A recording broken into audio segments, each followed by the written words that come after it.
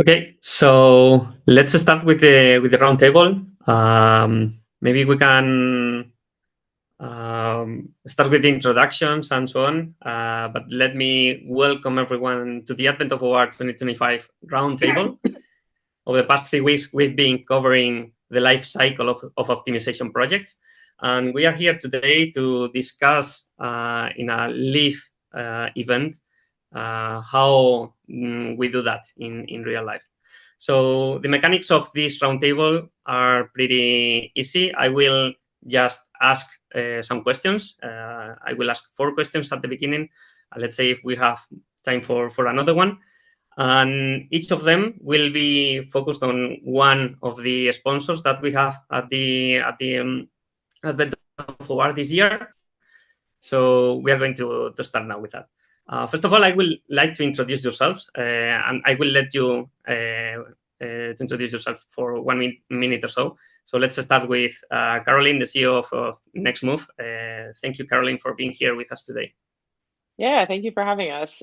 So my name is Carolyn. As Borja just mentioned, I'm the CEO and one of the co-founders at Next Move, and very excited to have you all following along with all the different technologies that we have on the call today for all of Advent of OR. It's been really fun to see all the commentary. And my background's in systems engineering and operations research, so I've spent a lot of time building models and sims throughout my career at a variety of places, from Lockheed Martin all the way to meal delivery logistics at Grubhub. So excited to be here and excited to talk about, kind of the operations around, OR models and decision models. I think it's a great topic. Yeah, sure. Thank you, Carolyn. The next one, Carlos, for example, you are working at FICO. Could you tell us a bit about yourself? Yeah, sure. So I'm Carlos Zetina. I am a pre-sales consultant at FICO.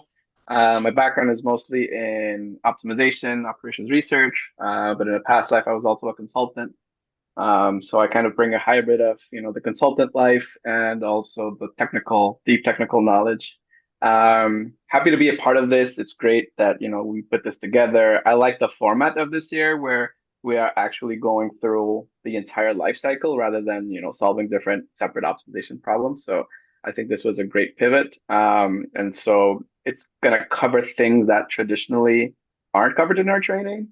And now is a great time for those that are, logging in to also ask their questions, and we'd be happy to answer with as much knowledge as I have. So I'm the junior person in this panel. So. Sure, Carlos. Thank you. The next one could be Irv, for example. He's going to give this technical side from the consultancy area. Thanks, Irv, for being here with us today. All right. Thanks, Borja. So my name is Irv Lustig. I'm the optimization principal at Princeton Consultants. Contrast to Carlos, I think I'm the senior guy on the panel, which still makes me difficult to admit in these situations. So I've been at Princeton just over 11 years, and prior to that, I had a long career I started at Princeton University. Then I was one of the original developers of Cplex. Then moved on to product marketing and sales at iLog, and then I was at IBM. And I'm here representing Informs, who created the Informs Analytics Framework. I was one of 8 volunteers from Informs, from industry and academia, that put together the Informs Analytics Framework. And you'll be probably seeing a lot more material in the coming year from Informs about the framework. We just published an article in ORMS today, which the print edition should be coming any day now, but it's also online. And that actually serves as a basis for the types of things that you want to think about when you're creating an optimization application. It's not just about writing a nice model and using a great solver or a modeling tool. There's about a whole bunch of other stuff that I think we'll get into during today's conversation. Sure. Thank you, Irv. And last but not least, we also have Michael, who is the CEO of GAMS. Michael, welcome. Yeah, thank you, Borja. Yeah, my name is Michael Bussieck. I'm the CEO, CTO, president, jack of all trades at GAMS. Have been there for 30 years, and Irv said he's the senior. I'm probably next, so I do still recall when Cplex was called LOpt and OB1, the great code by Irv and Dave, and was shipped on floppy disk to me. So I'm feel almost as old. About 10 years ago, my colleague Franz and myself, we purchased GAMS from the original owners, and since then have grown the company from about 10 people to nowadays about 40 people. We also extended our software stack from the very well-known GAMS language to many more products, including GAMS Pi, the latest addition to our software stack, which also have been used here in the advent of Aura. And Borja, a lot of thanks for organizing this one. I think that has been a phenomenal journey. Thanks for being part of this one. And I'm looking forward to this roundtable today. Well, thanks to all of you for being here and for being the sponsors of the Advent of Our, the ones that made this possible in the end. So without any further ado, we are going to start with the questions. So we are going to start with the first one, right? The first one is, what are the biggest barriers to operations research project success, and how are people thinking about the trust narrative in relation to that today versus 5 or 10 or 15 years ago? So this question could be started by Carolyn, for example. Yeah, happy to. So I think Irv was mentioning a lot of the framework around like analytics within forms, and I really like a lot of that because it is about more than just the modeling. I think, traditionally when you look at a lot of training in operations research and decision science, there's a lot of focus on the math, which is appropriate, right? It's complex, and we need to understand kind of how it works and how solvers work and how we model different problems. There's a lot more that goes into building trust in an actual model, and I think we've seen that over the course of the Advent of OR series here in December.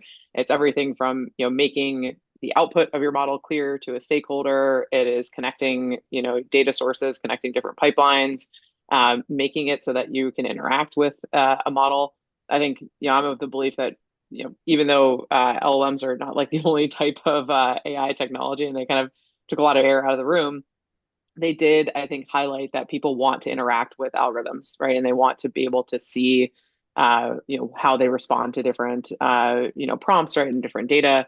And so I think that that's something that we can really latch onto in the decision science world and the OR world, is just making it so that things are more interactive, right? And I think that that helps really drive success with these projects, because it's something very tangible. I always am of the belief that people don't really give good feedback until they can get hands-on either with the data or with the thing, right? Or, play with it. That's like kind of when you get the best feedback. So we had a session earlier this December about talking about, being iterative and more agile in the development of OR systems. And I think that that's like a really good mindset as we get a lot closer into like the software domain. But yeah, Irv, I'm sure you have many comments given the Informs framework as well. Yeah, thanks, Carolyn. Yeah. Looking at the question, kind of the biggest barriers, I think, so if I go back to my days when I was trying to sell Cplex, I would we talked to some potential customers, and they went out and they said, I built this great model and it saves my company tens of millions of dollars, and nobody won't. On just model and data and not thinking about at the beginning, what is the problem they're trying to solve? And if they were to create a solution, whether it's based on optimization or anything else, what would that solution mean to deploy it into the business? Deployment has a technical aspect where tools like Nextmove help in standing up an application that people can use, but it also has this aspect related to change management, that people have to change the way they're working because you're building these kinds of solutions. And so if you're not thinking about that at the beginning, then you're generally going to fail once you create your model, because nobody's going to use it. The other thing that I think, and it kind of, the question about trust narrative is kind of interesting. Carolyn, when you were mentioning about interactivity, one of the things that we're doing, we have a project right now that's been going on for a number of years. We're finally in a deployment stage. It's going to be going out to a lot of facilities. So it's in a pilot where it's, I think, going from 40 to 75, eventually 3,000. It's a big, huge application. And one of the reactions from the users has been, can it go faster? And because we're in this age of instant gratification on the web. And so they kind of think like these optimization problems, why does it take so long to solve? Well, it's because it's a really hard problem. So we have to do a really good job of setting expectations with the users of what they can expect and make it relative to how they used to do things, which was by hand, and it would take them hours and hours to create a solution. So setting expectations and building that trust kind of go hand in hand as for people to start using these applications and getting business value out of them. Yeah, and I definitely think like getting like that like a sandbox type environment so that you can get people to understand, right, those like time delays and things like that, right, for solves is really helpful, right, as you're kind of doing that rollout process. And you kind of touched on very much like standard software practice, right? Like doing like blue-green deployments, right? Like rolling out over a bunch of different facilities for OR is kind of the same as rolling out over all traffic, right? For software, right? So I think like there's some parallels there that like we can be like kind of taking on, and we've definitely seen be successful in our prior roles, both Ryan and I at NextMove, and then also just with the companies that we work with today, right? They kind of manage rollouts that way, or they manage different versions. To your point about like, configuration management, right? It's a little tricky in our space. It's a little different than standard software. You might have like 5 models live at one time. So I think there's like a bunch of nuance, right, that goes into that. And there's the aspect of you have, models that are for operations where people are trying to make decisions and on a very real-time basis to more, to things that are tactical to things that are strategic, Yep. setting the expectations of when the decisions are being made and how they're going to be used and rolled out. The classic applications we learn are things like supply chain network design. Where should I build a facility? Well, you decide where the facility doesn't get built overnight. Yeah. Right. So it takes a while for that to get implemented. So you have to think about these time bases of decisions and how it integrates in so that people can, see that they're delivering value. And I also want to, add to your agile comment, we have started here for the past number of years, doing more of an agile practice in optimization, delivering points and saying, look, we don't have all the constraints implemented. We have some of them implemented, but Yep. so you can see what's happening and also verify that data looks correct. Yeah, that's huge. One of the biggest issues is always is the data that we're pulling what you expect it to look like. Yeah. And I think like another part of that is like not only is that data correct, but not getting stuck in the data gathering loop. Like I think as like as like scientists, we can really get stuck in we don't have this data, so we can't build the model yet. But the decision is already being made usually by like a manual operator, so they're using some data, right? Exactly. And so how can we use the same data that they're using, right? And then if we can prove by like doing some like parametric analysis, right, that having this other data field with some generated data is going to help improve the decision, great, then you have a target to go figure out, right, if you can pull in that additional data. But I think like start somewhere and start small is a great way to go, to your point, right? And then like add constraints over time. Ryan wrote a post, I think, for the either ORMS or for the online version of the Informs Analytics journal magazine? about Git, right? About Git management. Yeah, absolutely. I think the the big thing is a matter of having an understanding of like what the baseline is, what they're doing now, and then gradually start building, continuous development, continuous deployment to improve those decisions. And then a part that I think a lot of times we don't touch a lot on is monitoring and measuring, because that's the way that you can prove out that as you're developing a new feature, adding new constraints, there is added business value to it. And so that measurement has to be accounted for 2 things, like the actual KPI that you're measuring and over the longitude of time. So you need to define the right KPI that'll be a proxy for what you're trying to measure, because a lot of the outcomes that businesses want aren't necessarily a tangible metric. They're improve supply chain efficiency. Okay, yeah, but how am I going to measure that? And we often use proxies to measure, I don't know, throughput, average life cycle, average safety stock, etc. But you have those metrics, but those are actual proxies for what you want to do. And then the other thing is you have to consider, what's the length and time that I'm considering? Is this something, I think actually Princeton gave this example, was that if you say, for example, you're taking the KPI at the end of the month, people will actually hack it so that at the end of the month, that KPI is optimized. But during the entire month, things are going to be off, right? And so those are the important things that you need to account for.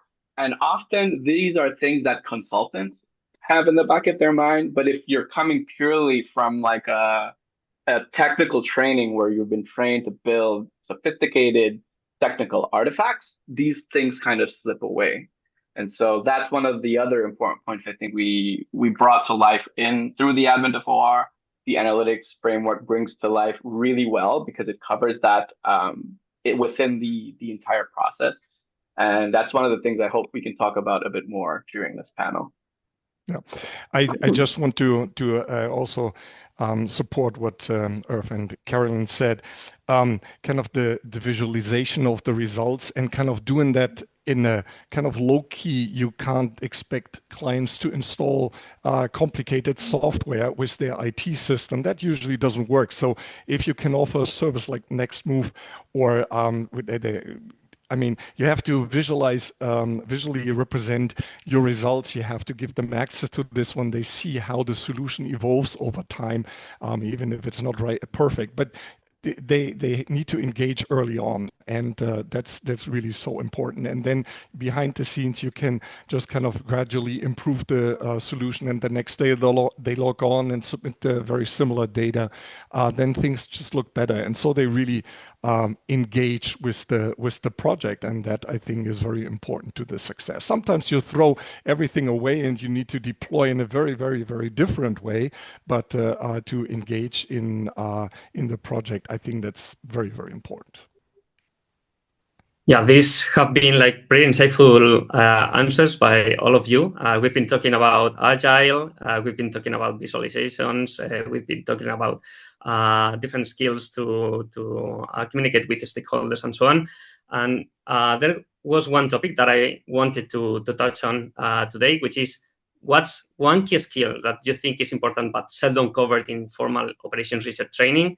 Carlos, you were talking about training, so you're the first one to answer this question if you want. Yeah, I think one of the skills that at least I realized wasn't really covered in my training, but kind of got it from my professional experience, was dealing with ambiguity.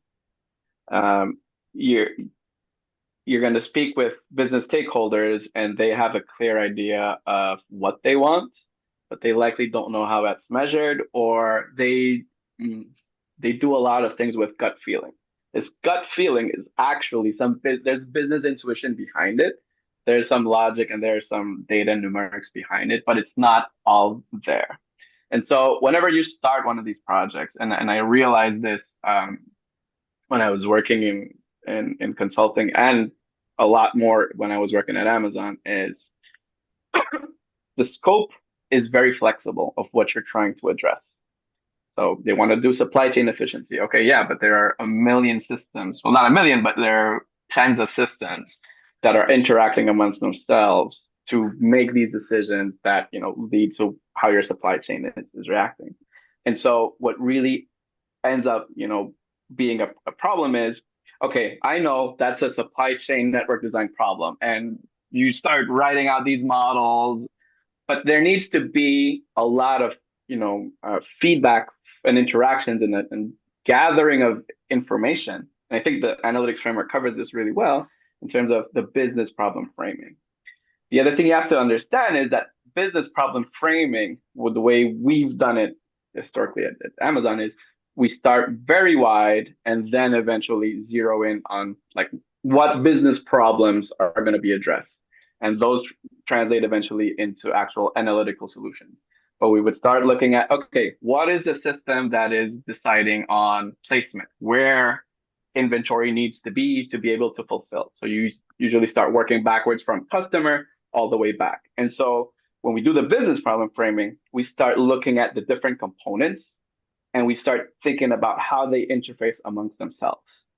And only after that, and reviewing historical data, which is important also within the business problem framing, do we realize, our placement system seems to be miscalculating because the costs in like the shipping costs from the ports that are in throughout the country are off. And now you have a clear definition of what components are missing in certain systems that are driving for your supply chain system to be wrong. But you start with an ambiguous problem statement. We realize that we're having our cost to serve has increased by 20% over the last 4 years. Why is that? And from there, you start with that ambiguous statement and start wide and start drilling down to figure out what are the components that you can improve on. And from that initial analysis down to when you start realizing what business problems you can address, that takes a good 3-4 months. But that allows you to build kind of a roadmap to deal with those ambiguous problem statements that you have. So a lot of the times, depending on where you've been engaged in these types of projects, maybe that analysis has already happened, and what they're calling you in is, hey, we realize that our placement model has an issue. So then you have a more clear definition of what you need to address. But most of the time, when you're in this, especially when you're working in a company, you start with a very ambiguous problem statement, and you need to understand, okay, what are the questions I need to ask? We've been trained to know what to respond, but the bigger skill that should probably be more should be something that's exercised more in the training curriculum is how to ask the right questions. Yeah, I would add to that too. I think like you kind of touched on this, but like getting like a system level view. I mean, I know that's like my systems engineering background speaking, but being able to kind of draw all the boxes, right, of all the different systems. And by the way, one of those boxes could be like a human operator, right, like that's doing something in the process. But understanding kind of like what that process flow looks like and like what data is like being input and output at each step, right? I feel like sometimes like having that map is really helpful because then you start to understand like what data you even have available at any given point in that process, right, to do optimization, right? And so like back to the data quality stuff that we were talking about before, but I feel like that's like a really good way to just say, okay, like in a perfect world, that my like decision would look something like this, right, and improves this KPI, right, and if we were to improve that KPI by X%, like what does that mean for the business, right? I think like that's always a great place to start too, right? Like I worked on an on-time percentage, like a project we were trying to increase on-time deliveries, right? And when we first started, there was like many points in time that you can like estimate when a delivery is going to be, sent. I'm sure Carlos in your Amazon time probably ran into some of this too, but like when people are searching for something, right, like you have less information and you have more information kind of as you go down the process flow, right? And so you can get maybe more and more specific about an estimate and like how does that impact, right, your KPIs, right? How does like on time impact your lifetime value for a customer, or like if somebody's going to repurchase or like those things. So like I think like having those business level conversations, right, is really critical because like that's the world that they're living in, and ultimately like our business stakeholders are on the hook for the performance of these systems, even if we're impacting them with automation, right? They're usually the ones like that are actually on the hook for the P&L, right, or the performance. Absolutely. Kind of my take on some of that one as optimization experts, we sometimes kind of get carried away with our own cleverness. So we understand the algorithms, we understand the models, we understand exactly what the impact of this one will be to your operation, and we really are kind of cocky in some way. Sometimes listening to the customers, that is really helpful. And what I have been really missing in my education is kind of we use very sophisticated methods which are not kind of constructive, right? I mean, you describe a problem, and then there's an algorithm and that delivers you the solution. And it's sometimes not so easy to explain why you really end up with the solution you're having, and explaining to someone why we ended up here. And if they change the data slightly, you end up with a primal, very, very different solution, and you need ways to explaining that one. And that is, if you have much simpler methods, then kind of the hardcore optimization algorithms, that's sometimes much more easier. And I think we are really lacking a little bit of bringing the ideas of what optimization brings to the table and how to explain those solutions to the customers. And I wish there would be something better answers than saying, yeah, that's kind of what the solver tells us what the optimal solution is. And yeah, that's sometimes tough, I find. Yeah. I think that for me, like the biggest thing that also how I deal with this type of thing with ambiguity, and like you said, Michael, we like to come in with, yeah, we have this really sophisticated thing, is to start very humble. I will be the first to say, I don't know what you're doing. I don't understand it, but I want to learn. And that is how I'm going to understand and bridge what the business process is with what an analytic solution to it, to the problem, once we've identified it, what the analytic solution could be, and then kind of build that bridge between the two to actually deliver business value. But it's not difficult, because at the beginning, our knee-jerk reaction is to build something. Oh, yes, well, we can do this by, decomposing this problem, having this sophisticated math, et cetera, et cetera. Sometimes they only need a rule engine. And that's the reality of it. That is very much true. So going in and not being a hammer looking for a nail, and going in humbly, like I will be the first to say, like, look, I have the technical background. You are the subject matter expert, and what we want to do is improve your current process from just gut feeling to something that can scale, something that you can, even if it's human in the loop still, that you're like, it's more a decision support tool rather than a headless execution, where they can actually play around and run multiple analyses rather than having to redo it in Excel and then having everything break. Just the automation aspect helps a lot. But beyond that, to really deliver additional value beyond just the automation, you have to really come in humble and try to understand what they're trying to do and know that they know things that you do not. There's this reality. I think, like, to your point though about like automation, like that is like something that I think is like not covered enough in our training. Is like, so we work with a lot of examples, right? And like even if you look at many of the examples that exist for most of the solver packages or modeling packages, and rightfully so, I understand like why they're like this, right? Because they want to have something runnable very fast. But being able to construct like a model that it can take in options, right, or like take in different data sets, like the structure of the data should be the same, right? But making it so it can read basically an arbitrary data set that is of the same structure, right, or read in an option, right, that isn't hard coded into your system. I think like that's something like just learning about that's like best software practice, right? Like, I remember it being in like a C programming class and a Java class, right? And they'd be like, no, you should not have any like hard coded values, right, in your code. Right. So like that kind of stuff I feel like is maybe we don't touch on enough in our training, right? Because we get into the modeling portion, right? Like how to model a business problem, which is again like where we should spend a lot of time. But I think there should be a nod to kind of how you interact with like software, right? And your model as a component, right, or as a program.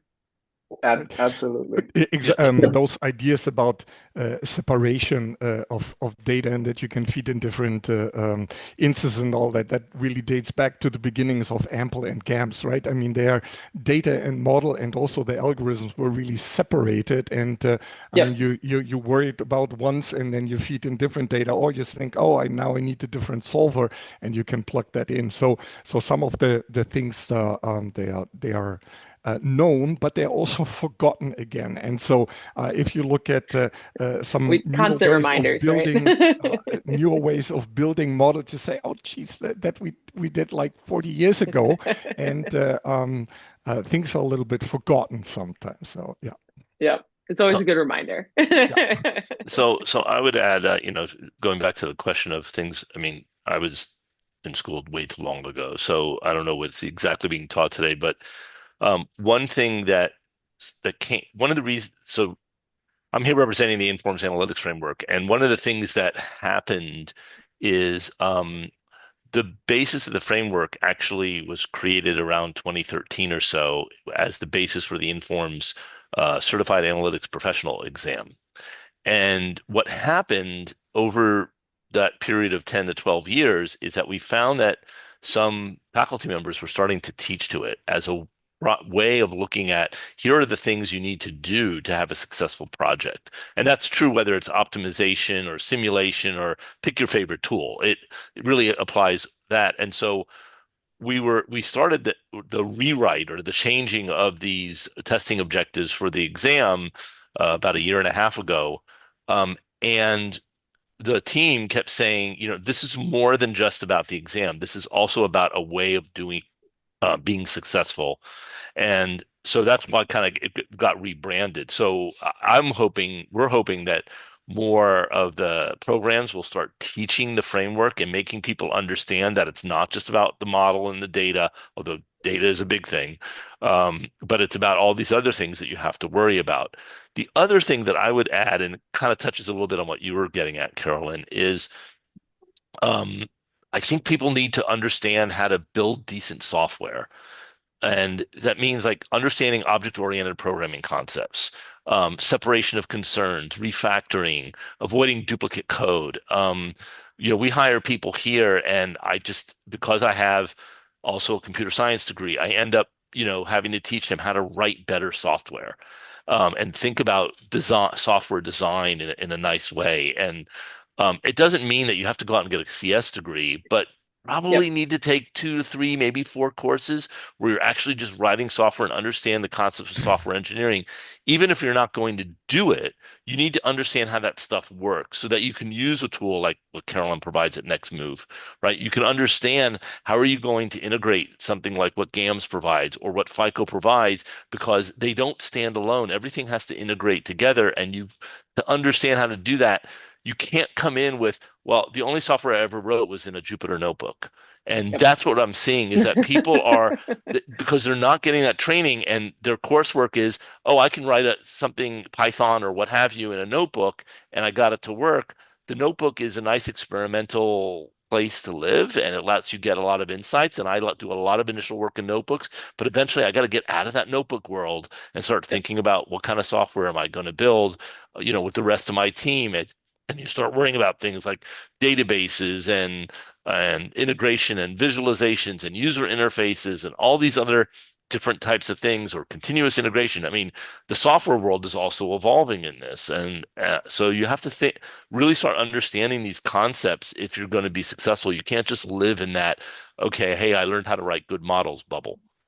Yeah, no, I agree. And I think it's super interesting, with systems engineering, we did have 3 to 4 CS classes, right? So that was actually part of my undergrad kind but because we didn't go as deep into some of the math programming, right? So it was kind of a trade-off, where you kind of get some of that experience. But I do think that has been so valuable for me, right? It's as I've gone into different organizations, I can talk shop with the front end engineering team, right, or the back end engineering team, or these other things, and know enough to be dangerous, right, and kind of have that conversation, and really almost be like a product owner for the model, right? So you can go out and advocate for it and understand kind of how it integrates with other systems. Well, and I was on a few years ago. I was on a industry review panel. I'm not sure exactly what, I can't remember, for one of the university programs, and the this particular institution had a master's of OR program,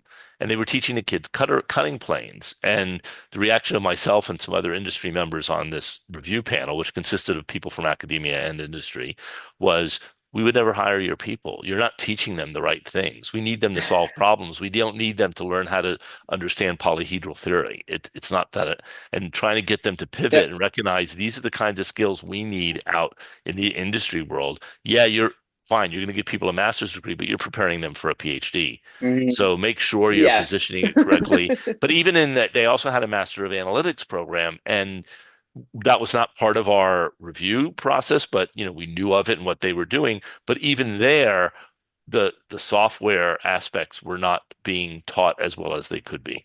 And I think that's something that has to be thought of is there's a certain way of thinking when you're developing software that applies even if you're not writing software. And Yep. I think that kind of stuff would be useful to be taught. Yeah, Okay, guys. agree. I think we need to stop here with this specific question because we are going like too deep, and we could be talking through this point like pretty long time. I also have a computer science background, and I really like this conversation, but we need to move on to the next question. So, considering the advent of OR and which is a structure around the analytics framework because of the life cycle of an optimization project.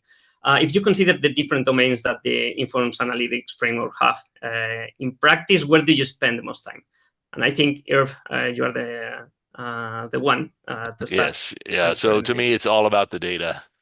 We spend most of our time getting the right data, understanding the data, cleaning the data, organizing the data, understanding how we're going to connect to the data, kind of connect to something you said earlier, Carolyn, right? Is that, yeah, we do that. We separate out data in our practice here.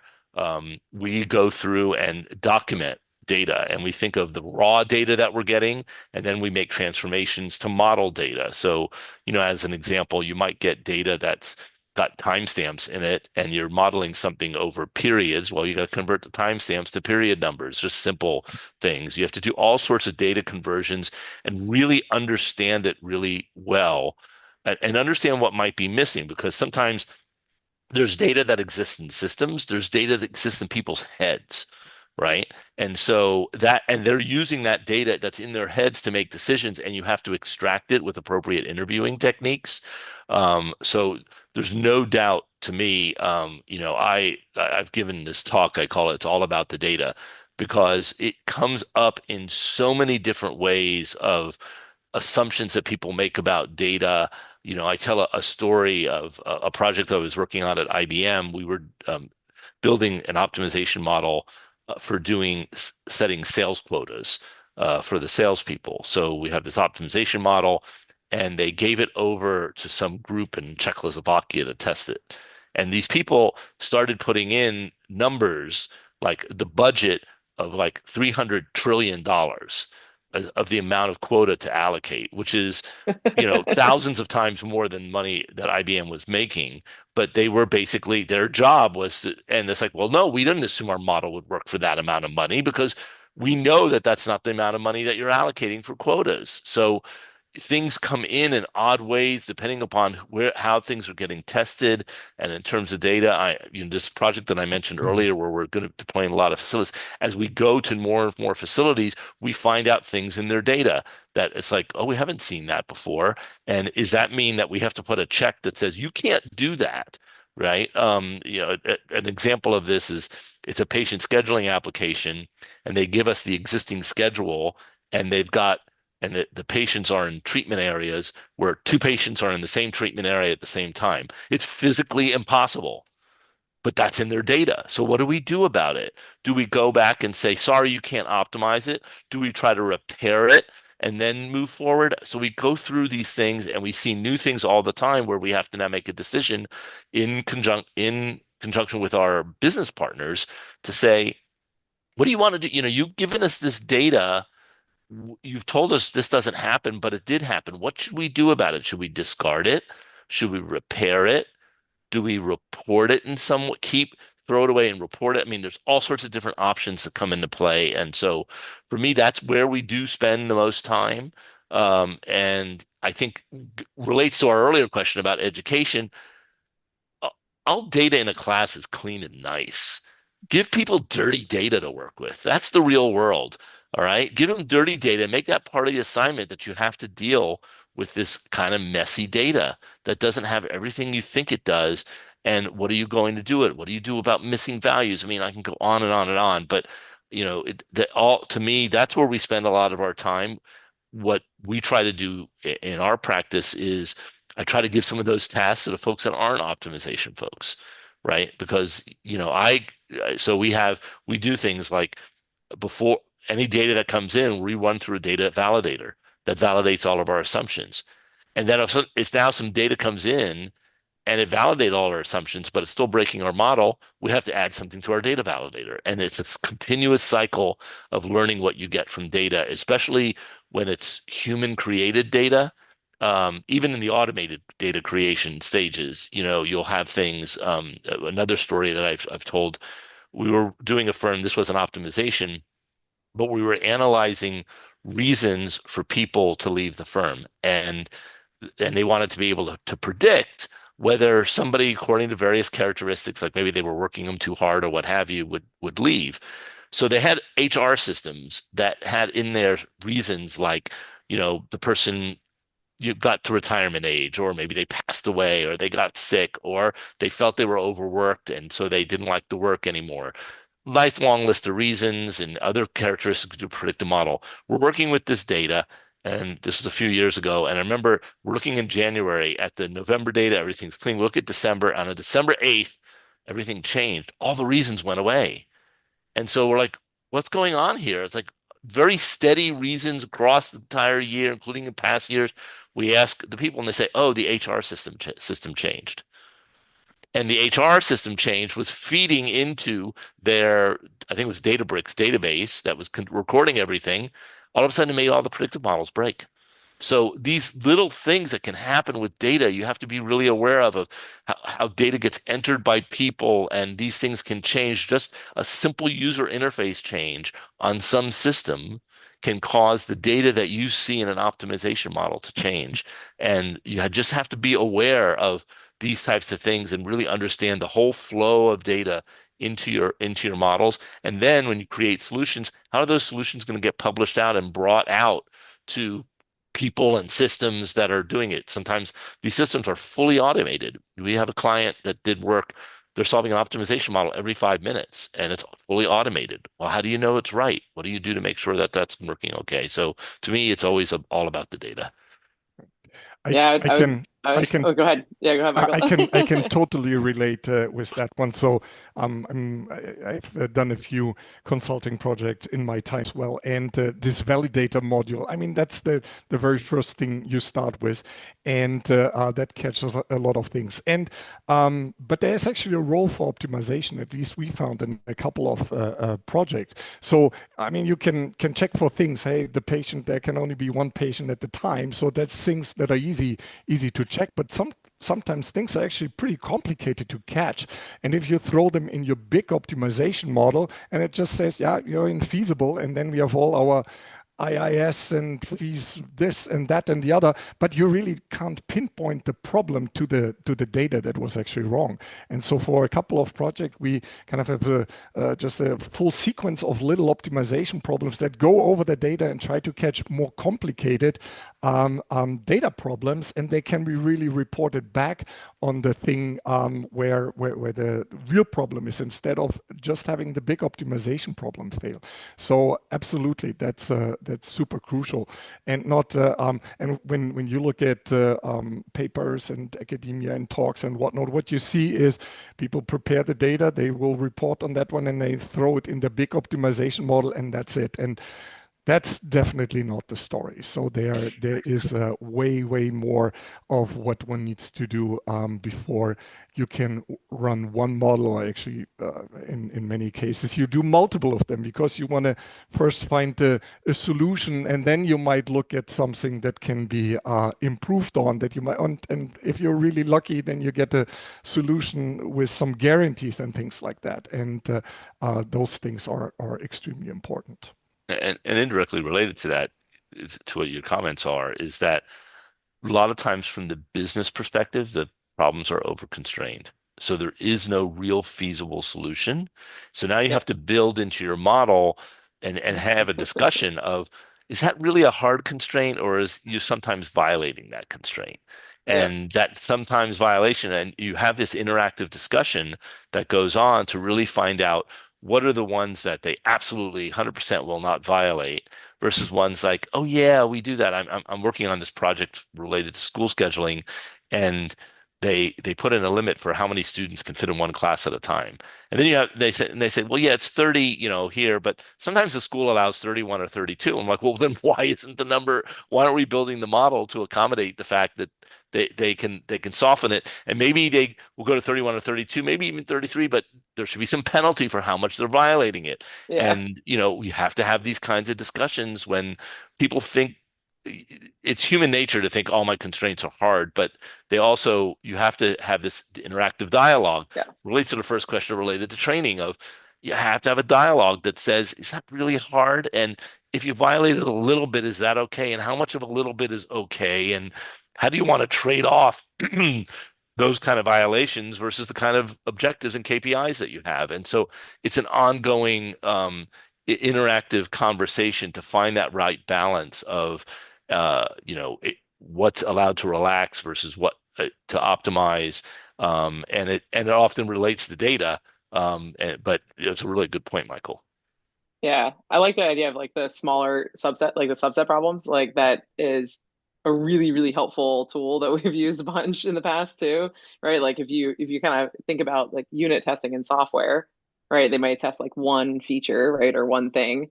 And in our world, right, it's like maybe a smaller problem size, right, is actually the way to do that, right? So if you have like, a really complex routing problem or scheduling problem, like, can you focus it on like, what is the decision between two different employees in scheduling, right? And like, it's like really tiny, but you can understand kind of how the system is going to react to things. And if those constraints are right, I feel like I see like a lot of the orgs that we work with spend a ton of time in the test and iterate, right? So they're focusing on they catch a lot of the data stuff during the testing phase, right? So they'll be like, testing, and then they give the results to a stakeholder, and the stakeholder comes back and says that data's wrong, or I'm okay with 10 minutes late. Like, yeah, you always get that one, right? It's like, that's how you find out it's not a hard constraint, right? They're like, well, the shift ends at this time, but if they go over by 5 minutes, I'm like, well, the computer doesn't know that. So we gotta sort that out. But I think that testing phase, I think, is like so critical, and like where we see a lot of orgs spend a ton of time. And sometimes one can even make this part of the solution. So we had this one a project where it's also about a schedule, and what you said, lots of the constraints are in the head, right? Or the data is in the head. I mean, you just have to give them alternatives, and then they will kind of pick the right or the smallest violation, and you can kind of talk to them back and forth and find out those measurements. They are not there. So just give them the solution and let them pick while the software is running. So you need to engage, and that's kind of really a way of also letting them feel they're in control, and they are to some extent. So I think that can help a lot. Yeah, these things about these things about constraints and moving from hard to soft and adding penalties, but also at the same time understanding that there are different constraints in stakeholders' heads. Is pretty important. I think that I'm going to take the conversation from this point on to the next one, which is pretty much related in the end, because looking at the evolution of solvers, the engines are getting faster, but modeling is getting like more complex. So do you believe the future of operations research lies in democratizing access via tools like GAMSPy, for example, or will it remain a specialist domain? Michael, you can take this question. I'm happy to take that. So if one kind of looks back into the past, then kind of the problem owner, the modeler, and even the solution or the algorithm designer was basically one person, and they had to do it all. I mean, there are days back when our LP modelers and algorithm writers were also writing the operating system around that, or basically based the LP solver on that one. So since then, we have come a long way, and the separation of what I mentioned before of algorithms, models, and data, which were really done in the early 90s, helped us a lot. But still back in that time, when people came out of OR schools, their programming skills was really not that great. And so tools like Ample and GAMS, where they were relatively simple language was around to kind of model things, were highly successful. And we have seen kind of the dawn of Python and how this really penetrated all different systems, including optimization. And with all the different packages and components, they are now giving us a platform where we can really bring things very, very nicely together. And I think it's just a very important part that all the software pieces we are talking about here, if this Next-Move, if this Express, if this GAMSPy, they need to work together. And Python is really nowadays the modern glue code to bring things together. We're still not doing too much work in that. I mean, there's Gurobi and doing their things not in Python. And so when GAMS generates the models very fast, we don't do that in Python either. There is an engine behind that, but it's a very nice glue code. And the system, how software is distributed, how people can get access to this one, I think that has helped a lot of bringing our course here much further. So there's something we can all do on the technical side, and I think great steps have been taken here. But in order to really democratize optimization even more, we probably have to get it also out of the expert area. And we have seen LLMs helping us building models. I think they are still pretty terrible.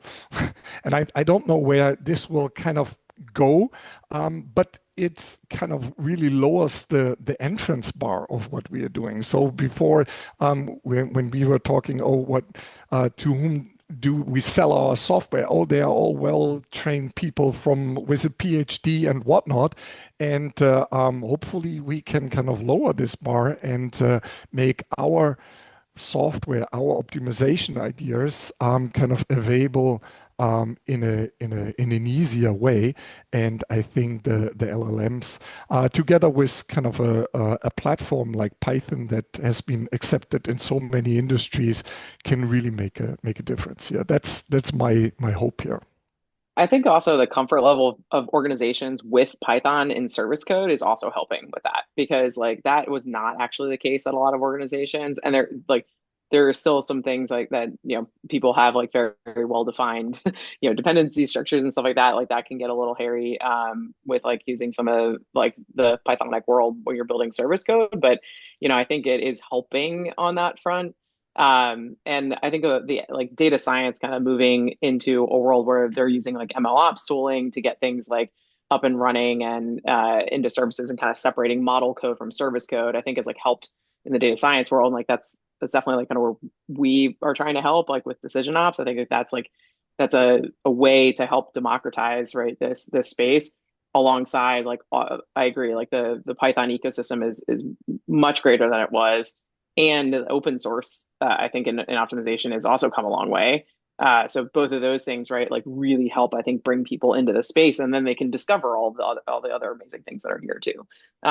So I'm pretty excited about that. We do see more people that are not OR backgrounds playing with this stuff now than we did. So I think that's like really cool. But whether there be data scientists that are coming from like more of a stats background, or you get people coming in from like a software background, there's definitely more engagement with these tools and technologies as we've seen like more examples. And I think definitely like things like Claude Code and stuff like that have helped too. But it's fun to see. Well, I mean, I think the concern I have is that the Gen AI stuff. I mean, it sometimes produces just wrong things. And there's a line that I heard, which I think applies in writing a model, writing software, writing an essay. If you're going to use these tools to write something, then you have to edit. And the only way you become a decent editor is if you were a decent writer in the first place. And I'm quoting Charles Isbell, who said this. And so the way I see it is that there is a certain way of thinking that it's not so much about the tooling, but there's a way of thinking of looking at a problem and saying, first, is this an optimization problem? That's it. One thing you have to figure out. What are the decisions that are being made? What are the constraints? How is the decision being measured? We can talk about that as in terms of decision variables and constraints and objective functions, et cetera. But making that mapping and understanding how you write the model is going to have a big effect on whether you think optimization can be applied.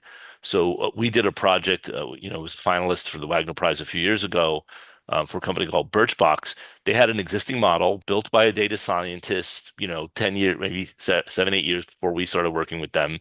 And as their business grew, it was taking way too long to solve. They were running it on like a 30 processor machine for 48 hours, and they would be able to run it once or twice a month. They had to run it every month. So we came in, we redesigned the model and wrote a brand new model. It was actually based on an algorithm, um, and uh, and brought down their average solution time to 15 minutes. And we called the paper "Formulation Matters." Like how you formulate the problem matters. And it wasn't about the tooling. It was about thinking about how do the solvers take into account these kinds of modeling constructs? What modeling constructs work well? What don't work well? I'm doing that now in this the school scheduling project is the same thing. Had a very gigantic model, now doing something in column generation. So sometimes the hard stuff requires this kind of training and thinking where you can design algorithms and leverage these tools. On the other hand, there's a lot of easy problems out there. And we've got things like Excel Solver and other things like that that people are using and open source and what have you to be able to deliver value. But they're only going to be able to deliver value going back to the framework of thinking about all these things. It's not enough to just put something in a spreadsheet. How do you know if the spreadsheet's right? Okay. And if somebody's going to use the spreadsheet and they take a decision coming from it, how are you going to know it's going to work for them in their working environment? So, this all goes back to understanding that it's not just about democratizing the tools and access to our tools, but it's about making people think about the big picture so that they can deliver applications that deliver value. Yeah, I do kind of see like that aspect though, like it is something that's in every field, right? Like we're not saying like everybody out there, right, is going to become like a master in operations research immediately because we use, Gen AI tools. I think that's just false, like patently false. But I think it is a good way to get people exposed to the types of problems, right, that optimization can handle, help them to do pattern matching so that we can like discover those types of problems a lot faster and discover that there's a tool set out there and an algorithm set out there that maybe they didn't know about, right? Because I think a lot of times like Gen AI and ML, right, can take a lot of the air out of the room, right, for just like the algorithms side of it, right, and like what types of problems are appropriate for them versus what types of problems are appropriate for optimization.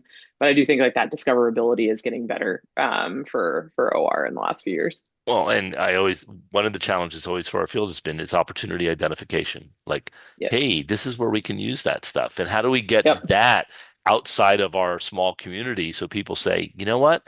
I heard about this optimization thing, and Mm-hmm. maybe that's what I have. And that's one of the reasons I wear my hat. Because if I talk Yep. to you about optimization, you remember, wait, that's what the guy in the hat said.